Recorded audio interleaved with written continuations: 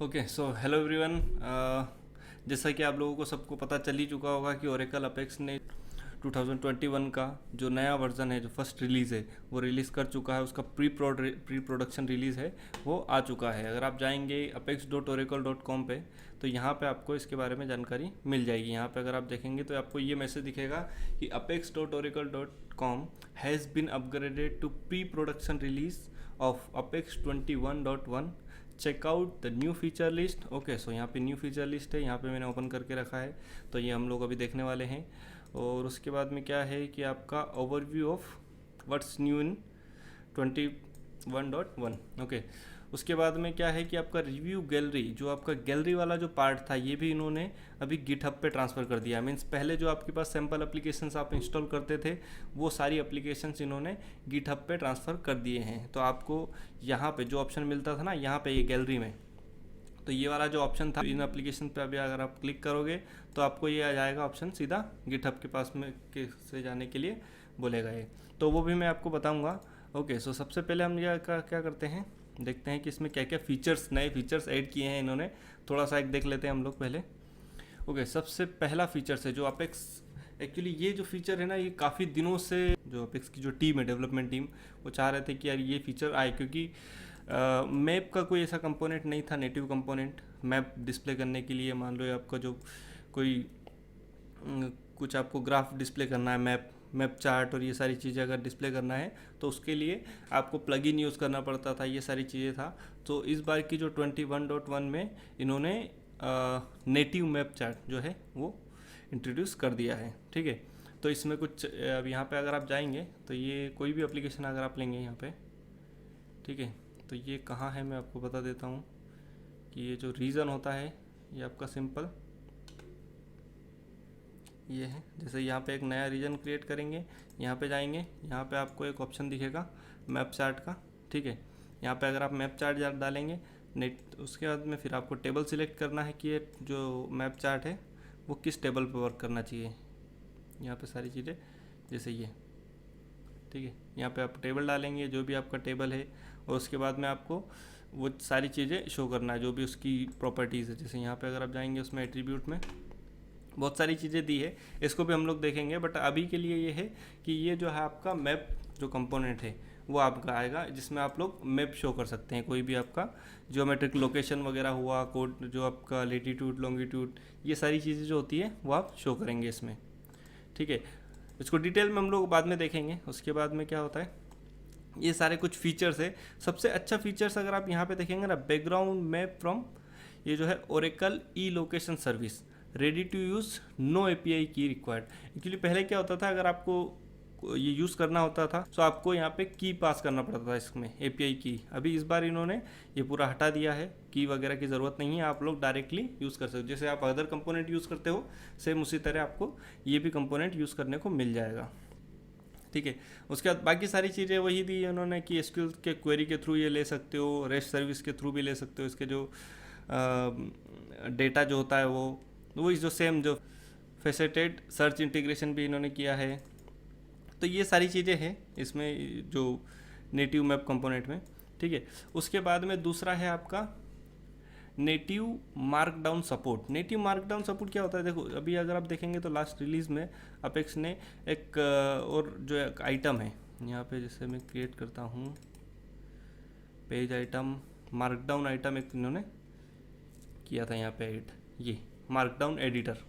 ठीक है, तो ये एडिटर क्या था, सिंपल एक एडिटर था, और बाकी चीज़ें इसमें यूज़ नहीं होती थी। जैसे इसको मैं स्टैटिक कर देता हूँ, तो यहाँ पे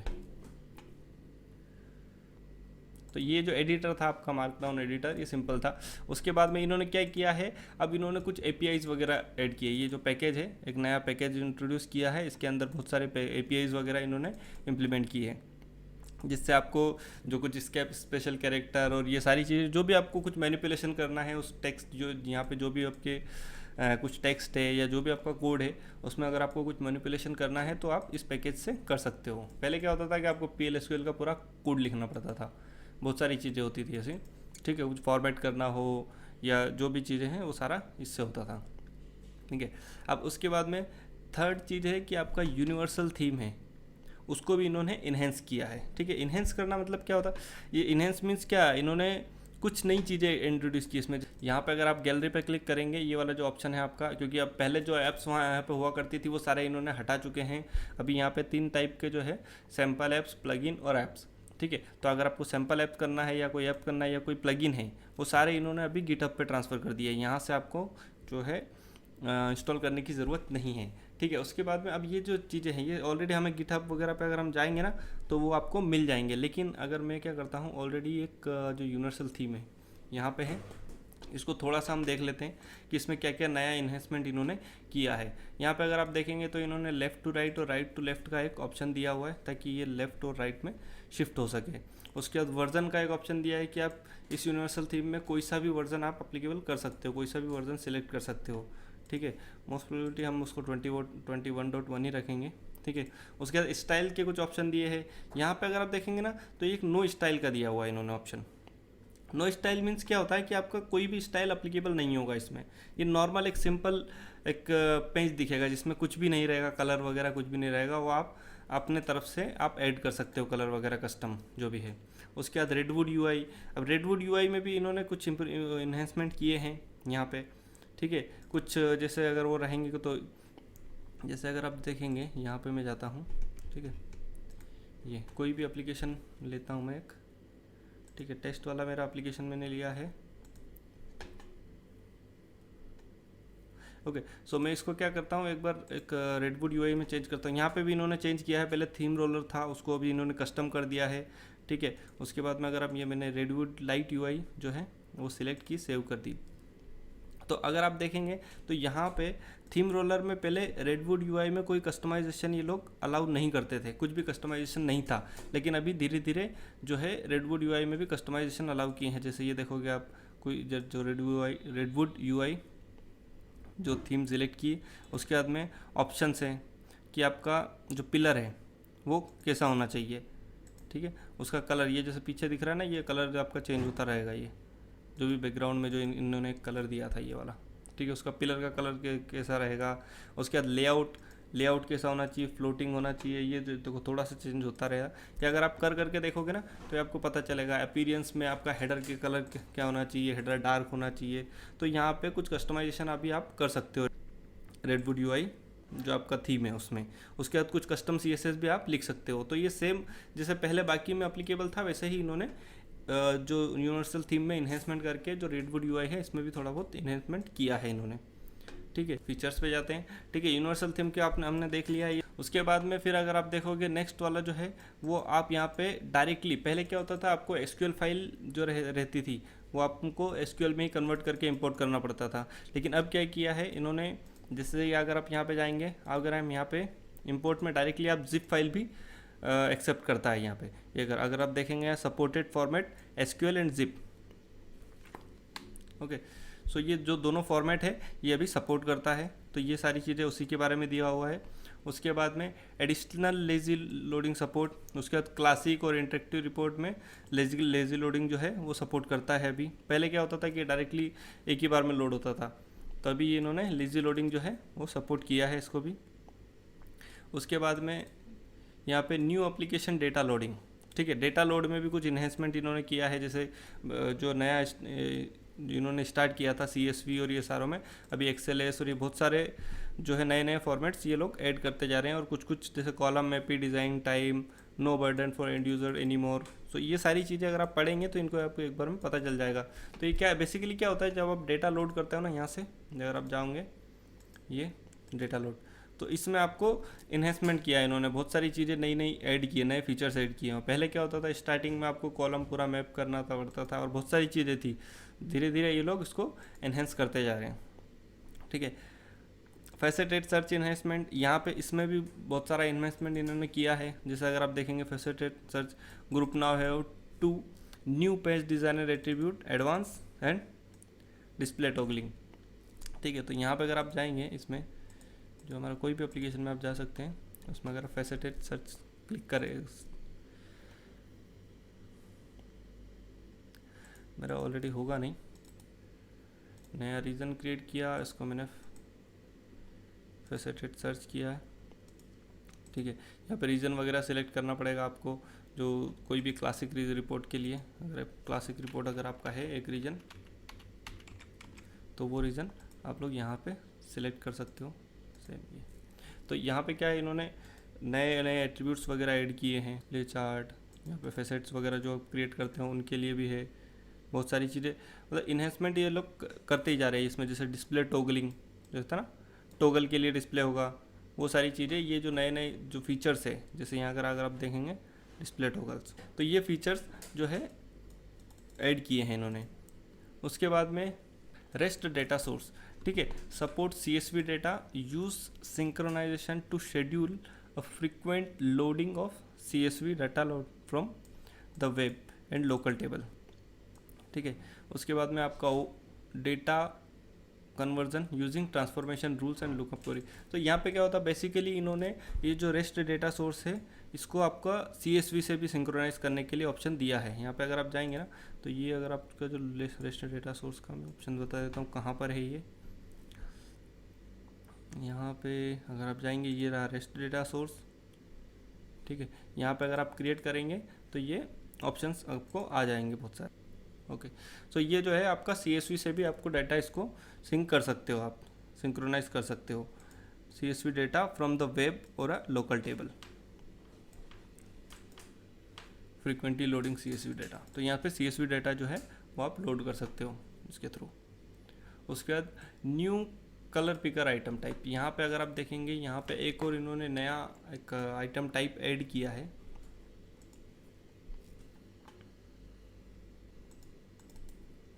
ये जो टाइप है इसमें अगर आप जाएंगे तो ये कलर पिकर का एक आइटम टाइप ऐड किया है। तो यहाँ से क्या होता है, ये आपका कलर पिकर है basically.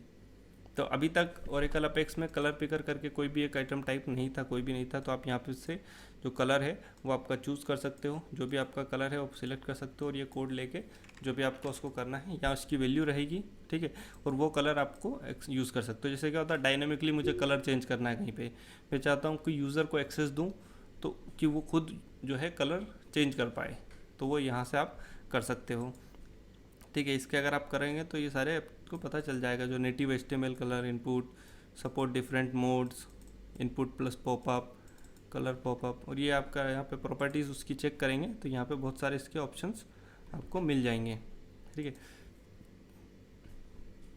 Report printing, support the complex text layout language हर्ब्यू and the Arabic when exporting PDF। Actually क्या होता है, PDF प्रिंटिंग तो इन्होंने लास्ट में ही ऐड कर चुका है 20 में ही, अपेक्स 20 में इन्होंने नए दो लैंग्वेज है वो इम्प्लीमेंट किए हैं, अरबिक एंड हर्ब्यू। तो ये दोनों अभी आपको सपोर्ट करते हैं, पहले ये सपोर्ट नहीं करते थे। उसके बाद डेवलपर एक्सपीरियंस के लिए भी इन्होंने बहुत कुछ किया है, जैसे आपका मोनेको बेस्ड जो कोड एडिटर है, इसमें जैसे कोड एडिटर कौन सा आपका, ये वाला, जैसे आप जाएंगे यहाँ पे SQL में यहीं पे, तो ये जो लास्ट रिलीज़ में जो हमारे पास आया था मोनेको बेस्ड जो कोड एडिटर, तो ये इन्होंने इसमें भी कुछ इन्हेंसमेंट किए हैं। ये अगर आप जाए देखेंगे, यहाँ पे अगर आप देखेंगे तो ये new options, mini map, show suggestion, line number, और ये सारी चीज़ें अगर आप देखेंगे तो इन्होंने ऐड किए हैं, ये लाइन नंबर वगैरह। उसके बाद में control alter case C transformation, lower uppers case करने के लिए भी इन्होंने यहाँ पे ऑप्शन ऐड किया है। यहाँ पे अगर आप देखें, जिससे उसको लोअर करना शॉर्टकट की है तो अल्टर कंट्रोल L, तो ये लोअर हो जाएगा, अल्टर कंट्रोल U से अपर हो जाएगा। तो ये इस तरह से इन्होंने कुछ जो फीचर्स है नए नए ऐड किए हैं, ठीक है। फुल कैलेंडर अपग्रेड, जो आपका कैलेंडर है वो भी आपका अपग्रेड किया है, कैलेंडर जो कंपोनेंट है वो भी आपका अपग्रेड किया है। जावा स्क्रिप्ट की जो लाइब्रेरीज है उनको भी अपग्रेड किया है नए नए वर्जन्स में, ठीक है। मोनेको एडिटर और ये सारी चीज़ें जो है नए नए जो एडवांस लेटेस्ट वर्जन है उनमें अपग्रेड किया है।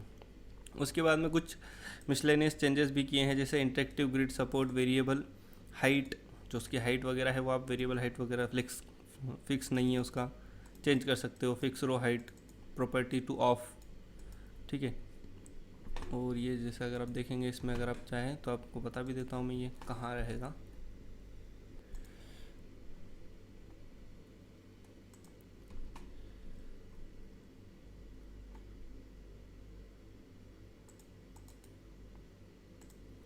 रीजन, ये आपने सिलेक्ट किया इंटरेक्टिव रिपोर्ट, ठीक है। कुछ भी आप टेबल दे सकते हैं इसमें, EMP जो भी आपके पास टेबल है।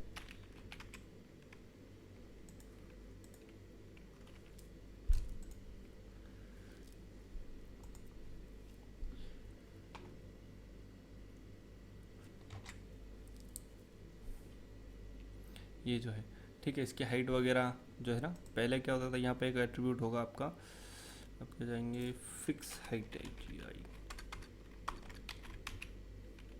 Fix to page. यहाँ पे क्या बोल रहे हैं ये, interactive variable row height setting the appearance fix to row height, grid का प्रॉपर्टी है ये।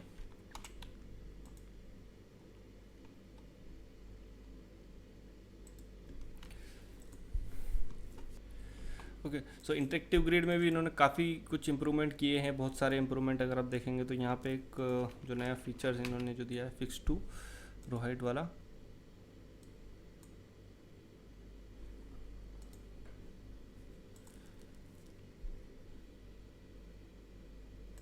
ये फिक्स रो हाइट जो है, यहाँ पे एक नया ऑप्शन इन्होंने दिया है।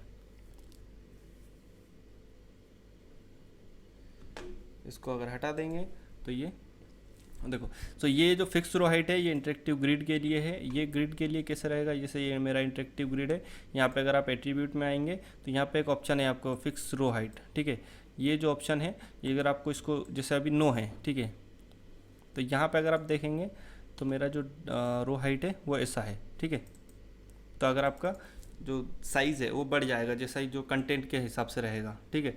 लेकिन अगर इसको आप फिक्स कर देंगे, यहाँ पे फिक्स कर देंगे, तो आपका जो रो हाइट है वो नहीं बढ़ेगा, आपका फिक्स रहेगा। इससे जो आपका डेटा से कोई भी इम्पेक्ट नहीं पड़ेगा। तो इस तरह से, तो पहले क्या होता था कि आपका कितना ही ज़्यादा डाटा हो वो एक ही उस पर रहता था, तो अभी इसमें आप चेंज कर सकते हो।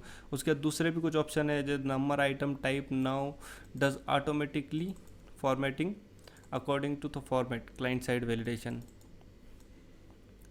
ठीक है। तो यहाँ पे अगर आप नंबर आइटम रहेगा आपका, ऑलरेडी अगर आप देखेंगे ये जो है नंबर आइटम नंबर फील्ड है, तो इसमें आपका जो क्लाइंट साइड वैलिडेशन के अकॉर्डिंग ऑटोमेटिकली ये फॉर्मेट कर लेगा। मास्क अगर जैसे मैं इसका सेट करता हूँ फॉर्मेट मास्क, जैसे ये सेट किया है,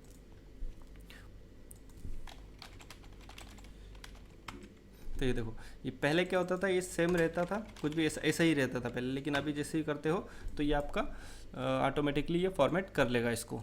तो इस तरह से ये कुछ नए ये फीचर्स वगैरह ऐड किए हैं, जो छोटे छोटे फीचर्स हैं ना, ये काफ़ी अच्छे होते हैं, जो इंडेक्स विजार्ड और ये सब आपका जियो लोकेशन वगैरह के लिए हैं, client side validation messaging, more consistent validation service messaging. तो ये सारी चीज़ें जो है ना, ये बहुत ही अच्छा रहता है। तो इसमें सबसे ज़्यादा जो आपका फीचर है वो मुझे लगता है कि जो आपका रिएक्ट नेटिव का जो मैप, ये एक सबसे बड़ा नोटेबल फीचर है ओरेकल अपेक्स ने जो दिया है इस बार। ये काफ़ी बहुत ही अच्छा, मैं मुझे लगता है कि ये काफ़ी अच्छा एक स्टेप रहेगा इनके लिए। जो ओरेकल अपेक्स ऑलरेडी बहुत अच्छे से सक्सेस में चल रहा है, लेकिन इसके लिए बहुत ज़्यादा और भी आगे ये बढ़ सकता है। उसके बाद में आपका एक कलर पिकर है, यहाँ पे अगर आप देखेंगे तो कलर पिकर भी एक काफ़ी अच्छा एक नया फीचर दिया है इन्होंने। तो मुझे लगता है कि यार ये जो फीचर्स है ये काफ़ी इम्प्रूव करने के लिए है, और ये डेवलपर के लिए भी काफ़ी इजी करते हैं। क्योंकि होता क्या, कभी कभी हमें रिक्वायरमेंट होती है कि यार मुझे एक कोई native component map component use करना है, उसके लिए फिर मुझे की यूज़ करो या फिर गूगल का यूज़ करो, बहुत सारे झंझट होते हैं। तो इसीलिए ये काफ़ी अच्छा रहेगा। ओके दोस्तों, so thank you. In features में से कौन कौन सा आपको अच्छा लगा है, क्या अच्छा लगा, ये आप मुझे बताइए कमेंट करके कि कौन से फीचर्स मैं आपको डिटेल में किस फीचर्स के लिए आप वीडियो बनवाना चाहते हैं, वो आप कमेंट में करके बताइए। उसके बाद में फिर आपका जो गिटहब वाला है ये भी हम एक बार देख लेते हैं। यहाँ पे देखो जो गिटहब है इसका भी लिंक इन्होंने यहाँ पे दिया है। तो अगर आपको कोई भी एप्लीकेशन, ठीक है, गैलरी के बारे में ये डॉक्यूमेंट दिया है, स्टार्ट ऐप, सैम्पल ऐप और ये सारी चीज़ें। तो अगर आपको कोई भी एप्लीकेशन है तो वो आप यहाँ से डाउनलोड कर सकते हो। ये अगर आप देखेंगे तो आपके सैम्पल ऐप्स इसके अंदर है। उसके बाद सैम्पल कोड, मतलब कुछ कोड वगैरह दिए हुए हैं इन्होंने यहाँ पे, तो ये भी दिए हुए हैं। उसके बाद में स्टार्टर ऐप है, तो ये कुछ ऐप है जो ऑलरेडी आप यूज़ कर सकते हो आपके लिए। तो ये आप ये जो यहाँ पे है, ये इसकी जो रिपोजिटरी है Oracle/Apex, सो इस रिपोजिटरी में आप लोग सभी जो भी अब नए नए एप्लीकेशंस वगैरह आएंगे, Oracle Apex की तरह कुछ प्लगइन्स आएंगे, ये सारे आप लोग यहाँ से एक ही प्लेस से डाउनलोड कर सकते हो। ये काफ़ी अच्छा एक स्टेप है ये भी, मुझे लगता है कि क्योंकि गिटहब वगैरह पे आजकल ज़्यादातर डेवलपर जो होते हैं वो गिटहब वगैरह ही यूज़ करते हैं, तो मुझे लगता है ये भी काफ़ी अच्छा एक मूव रहेगा ये। सो थैंक यू दोस्तों।